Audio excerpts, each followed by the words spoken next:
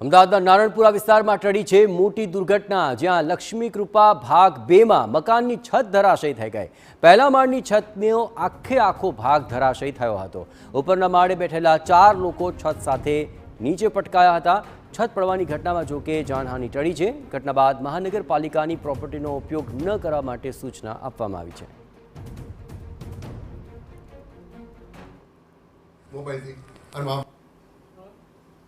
તો અમદાવાદના નારણપુરા વિસ્તારમાં એક ખૂબ મોટી જાનહાનિ ટળી હોવાની બાબતો સામે આવી રહી છે। ગઈકાલે અહીંયા લક્ષ્મી કૃપા કે જે હાઉસિંગ બોર્ડના મકાનો આવેલા છે નારણપુરા, અને ત્યાં આપ જોઈ રહ્યા છો કે કેવી રીતના ફર્સ્ટ ફ્લોરનું આખું હોલનું જે છજ્જું છે એ આખું નીચે ધરાશાયી થયું છે, અને એના જ કારણે ખૂબ મોટી જે જાનહાનિ કહી શકાય એ પ્રકારની જાનહાનિ ટળી છે। આપ જોઈ રહ્યા છો કે કેવી રીતના સમગ્ર છજ્જું કે જે આરસીસી બીમ ભરવામાં આવેલો હોય છે એ ઉપર કેટલાક લોકો, લગભગ 4 લોકો બેસેલા હતા, અને એ 4 લોકો સાથેનું આખું છજ્જું નીચે ધરાશાયી થયું હતું। અને સૌથી સારી બાબત એ છે કે અહીંયા જ્યારે ઘટના બની ત્યારે પહેલા અહીંયા એક વ્યક્તિ સૂતા હતા, અને જસ્ટ તેઓ રૂમમાંથી બહાર નીકળ્યા અને ત્યારબાદ આ સમગ્ર ઘટના સામે આવી રહી છે।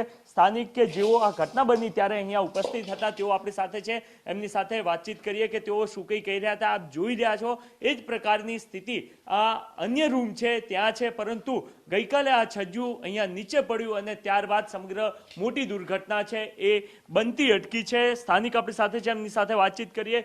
ક્યાં કુછ હુઆ था, मतलब एक्चुअली हम लोग रात को सोया था तो अचानक 2 बजे के आसपास कुछ आवाज़ आ रहा था।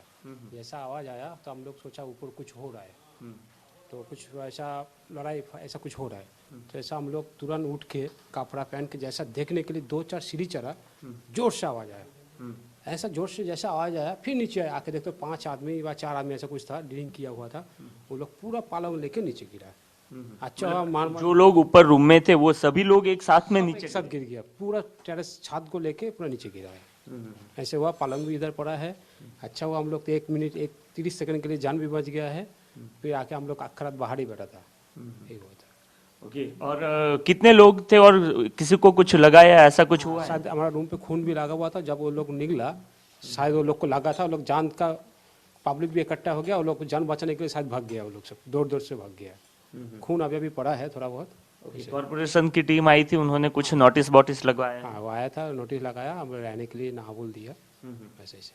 ઓકે, તો 4 થી 5 લોકો ઉપર હતા, અને સ્થાનિકોનો તો દાવો એ પ્રકારનો પણ છે કે તેમને કદાચ ડ્રિંક્સ કર્યું હોઈ શકે, અને એના જ કારણે કોઈ પણ પ્રકારની અવાજ આવી રહ્યો હતો। એ અવાજ આવવાને કારણે તેઓ અહીંયા રૂમમાં હાજર હતા, અને અહીંયાથી જેવા નીકળ્યા એવું તરત જ એક સાથે આખું છજ્જું છે એ નીચે પડ્યું છે। આપ જોઈ રહ્યા છો કે કેવા પ્રકારનું અહીંયા બાંધકામ છે। કોર્પોરેશન જે છે એમના દ્વારા નોટિસ પણ આપવામાં આવી છે, અને સૌથી મહત્વની વાત એ કે આ એનું સમગ્ર જે કન્સ્ટ્રક્શન કામ થયું છે એ નબળું પડી ગયું છે, અને એના જ કારણે આખું છજ્જું અહીંયા નીચે પડ્યું છે। હાઉસિંગ બોર્ડની એએમસીની ટીમ આવી હતી, અને એમના દ્વારા અહીંયા નોટિસ પણ ફટકારવામાં આવી છે કે હવે આ જે પ્રોપર્ટી છે એનો કોઈ પણ પ્રકારનો ઉપયોગ કરવો નહીં, કારણ કે રહેવાને યોગ્ય આ જગ્યા રહી નથી, અને વધુ એક વાર જરૂરથી જાનહાનિ ટળી છે, પરંતુ વધુ એક વાર એ પ્રશ્ન થઈ રહ્યો છે કે હાઉસિંગ બોર્ડના મકાનો હાલ કઈ પરિસ્થિતિમાં છે, કારણ કે આખું છજ્જું નીચે